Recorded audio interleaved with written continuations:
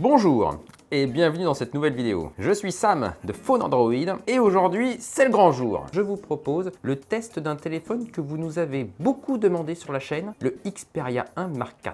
Le Xperia 1 Mark IV est le dernier smartphone haut de gamme de chez Sony. Nous avions testé en profondeur la fonction photo du Xperia 1 Mark III. Je vous invite à cliquer sur le lien qui va bien pour retrouver cette vidéo. Le Xperia 1 Mark IV est un smartphone très ambitieux. Il est proposé à 1399 € quand même. Il est plus cher que tous ses concurrents, que ce soit chez Oppo, Vivo, Honor, Xiaomi, Apple, Samsung, etc. etc. En plus, il n'existe qu'en une seule configuration, 12 Go de RAM et 256 Go de stockage. Est-ce si choquant de voir Sony aussi cher sur la partie téléphonie? Moi, ça me choque plus. On a toujours vu Sony un peu plus cher que les autres. Que ce soit en téléphonie, mais aussi en télé, en audio ou même en photo. Sony, c'est une histoire de pionnier, que ce soit avec Walkman, que ce soit avec Cybershot, avec Bravia, avec Alpha et avec Xperia, on se retrouve donc dans la même situation. Que vaut donc ce Xperia 1 Mark IV très ambitieux? C'est ce que nous allons voir dans ce test complet. Mais avant cela, comme toujours, un petit rappel des gestes qui sauvent une chaîne YouTube, le petit pouce bleu qui va bien, l'abonnement et la clochette. C'est peut-être un détail pour vous, mais pour nous, ça veut dire beaucoup. Allez, c'est parti!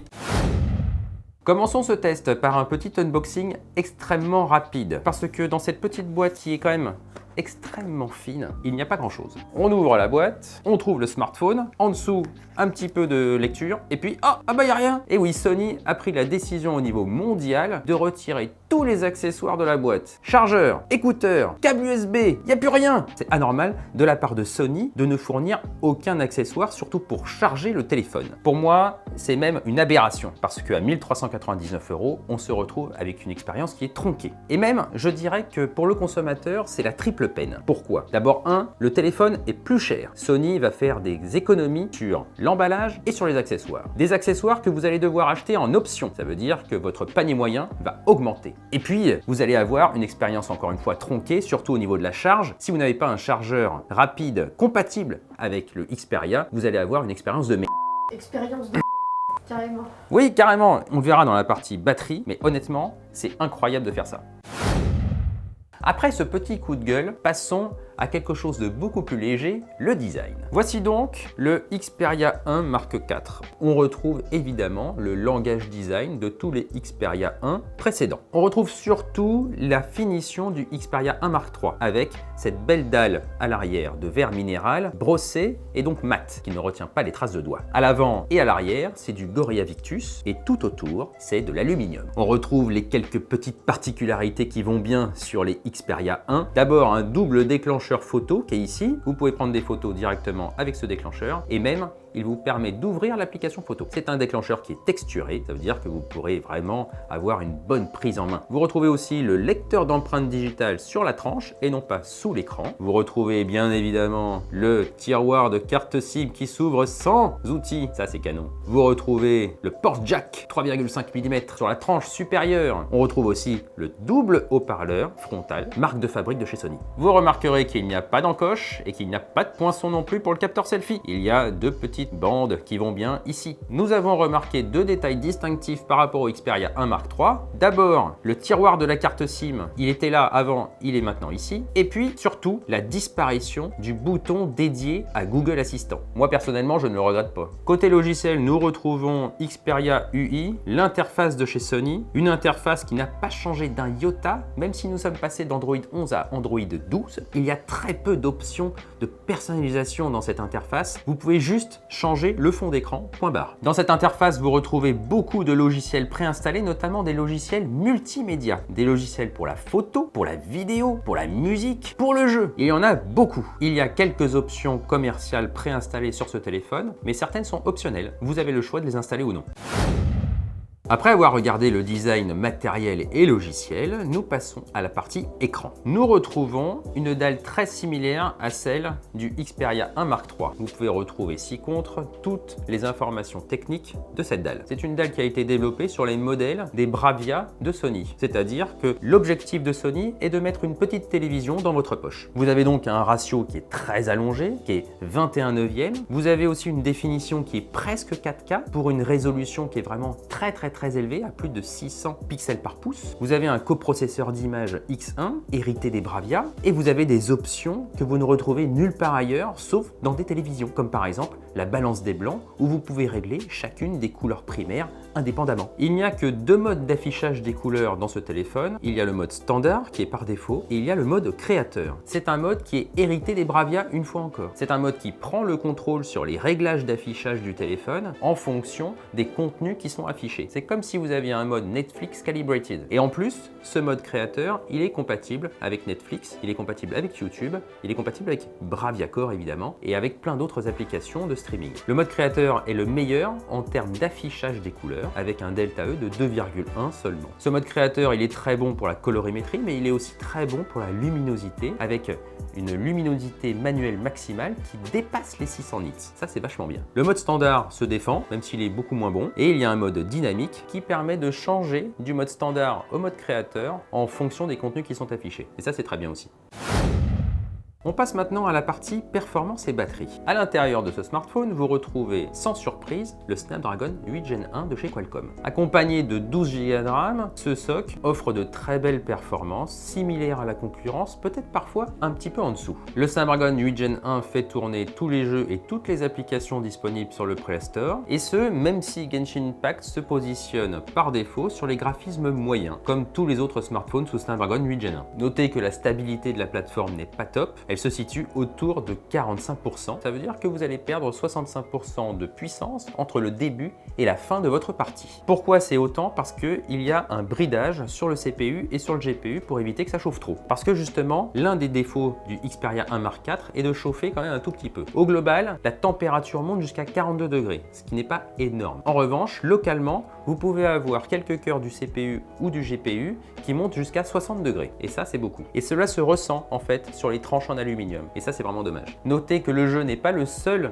usage qui fait chauffer le téléphone. Il y a aussi la photo. Et ça, c'est aussi vraiment dommage parce que justement, c'est l'un des accents de ce téléphone. Sony nous a promis qu'une mise à jour serait poussée très prochainement pour justement limiter cette chauffe. Côté batterie, le Xperia 1 Mark IV profite d'une capacité de 5000 mAh, ce qui est plutôt pas mal. En effet, le Xperia 1 Mark III était à 4500 mAh seulement, donc ça fait 500 mAh de plus dans ce modèle. Et comme finalement les usages du quotidien, c'est vachement trop facile pour le Snapdragon 8 Gen 1, et ben on se retrouve avec une autonomie qui est très élevée, qui est beaucoup plus élevée que celle du Xperia 1 Mark III. En usage standard, ce téléphone offre une autonomie d'un peu plus de 2 jours et demi, presque 3 jours. En jeu, l'autonomie est également très correcte, elle varie de 3 heures pour les jeux très gourmands jusqu'à 5 heures pour les jeux un peu moins gourmands. Genshin Impact par exemple, avec les graphismes par défaut, tient jusqu'à 5 heures. Nous en venons à l'un des sujets qui fâche dans ce téléphone, la recharge. Pourquoi? D'abord parce que le téléphone est compatible charge rapide 30 watts, ce qui n'est pas si rapide que ça finalement. Ensuite parce qu'il n'y a pas d'accessoire fourni dans la boîte. Ça veut dire qu'il vous faudra trouver un accessoire qui soit compatible avec la charge rapide 30 watts de ce téléphone. Nous n'en avions pas. Nous avons choisi un chargeur Oppo 65 watts. Et avec ce chargeur, nous sommes passés de 0 à 100% en plus de 3 heures. Sachez que si vous achetez un chargeur compatible chez Sony, vous aurez normalement une charge de 50% en une demi-heure. Ce qui est pas trop mal, mais pas dingue non plus. Passons au dernier sujet de ce test, la photo. Le Xperia 1 Mark IV propose une belle configuration au niveau de la photo. Nous retrouvons 3 capteurs 12 mégapixels, ici le capteur principal, ici le capteur grand angle et ici le capteur avec zoom optique. Vous voyez ici un quatrième objectif, c'est une caméra time of flight pour le calcul des distances en temps réel. C'est une configuration qui est identique à celle de l'iPhone 13 Pro Max. Deux petites remarques sur la configuration photo de ce téléphone. D'abord ici, vous avez un objectif avec un zoom optique variable qui monte jusqu'à 5,2 fois. Le variateur est ici continu, cela veut dire que contrairement au Xperia 1 Mark III, vous n'avez pas de zoom hybride entre les deux. Le zoom hybride monte jusqu'à 15,6 fois. C'est précis, hein. 15,6. Point. Deuxième petite remarque sur cette configuration, vous remarquerez ici le mot Zeiss T étoile. Ça veut dire que les optiques sont optimisées par Zeiss. Elles ne sont pas produites par Zeiss, mais en revanche, les spécifications techniques ont été validées par Zeiss. À l'avant, vous retrouvez un nouveau capteur selfie qui passe de 8 mégapixels à 12 mégapixels pour une ouverture qui est toujours aussi grande, mais le capteur est beaucoup plus large. Et ça, c'est vachement bien. Alors, quels sont les résultats offerts par ce module photo? En mode automatique, le Xperia 1 Mark IV offre de belles photos la journée. elles sont même parfois excellentes. Les portraits par exemple, ils sont vraiment très bons. Les selfies aussi, parfois c'est un petit peu moins bien dans ce mode automatique, même en journée. Prenons par exemple les contre-jours, qui sont plutôt mal gérés. En soirée, les résultats sont quand même décevants. Il n'y a pas de lumière, il y a beaucoup de flou, il y a beaucoup de détails qui sont perdus dans les ombres. Et ça, c'est vraiment dommage. C'est même décevant pour un téléphone à 1 399 €. Ce n'est pas digne de la part de Sony. Et voilà pour la partie photo. On s'arrête là? Bah non, évidemment, on va pas s'arrêter là. On passe sur la deuxième partie de ce test photo. J'ai appris avec les Xperia 1 qu'il faut mettre les mains dans le cambouis pour révéler les véritables atouts des Xperia. Il faut passer en mode pro. Il y a tous les modes pro des Alpha qui sont intégrés dans l'interface photo de ce téléphone. Comme avec le Xperia 1 Mark III, le Xperia 1 Mark IV reprend cette application qui fusionne Photo Pro et photo classique. Si vous faites cela, vous entrez dans un nouvel univers en fait finalement de la photo. Et vous avez enfin de très belles photos quasiment dans toutes les situations. Ici, nous avons le mode P, le mode le plus incroyable du monde. Les modes pro vous donnent le contrôle sur l'ensemble des éléments du module photo, sur l'ouverture bien sûr, sur la balance des blancs, sur l'ISO. Vous avez absolument tout à votre disposition. Bien sûr, il faut tâtonner au départ. Et c'est ça le vrai problème en fait de cette application. C'est que elle est compliquée. Si vous n'avez jamais vu un alpha ou si vous n'avez jamais eu un appareil photo réflexe, c'est vrai que ça peut être rédhibitoire. Mais pourtant, vous avez là tout ce qu'il faut pour faire des belles photos et vous avez même une prévisualisation en direct des changements que vous faites à l'écran. Honnêtement, j'ai vu des photographes habitués aux alphas arriver sur l'interface de ce téléphone et être comme chez eux en fait. Nous avons quand même identifié 3 problèmes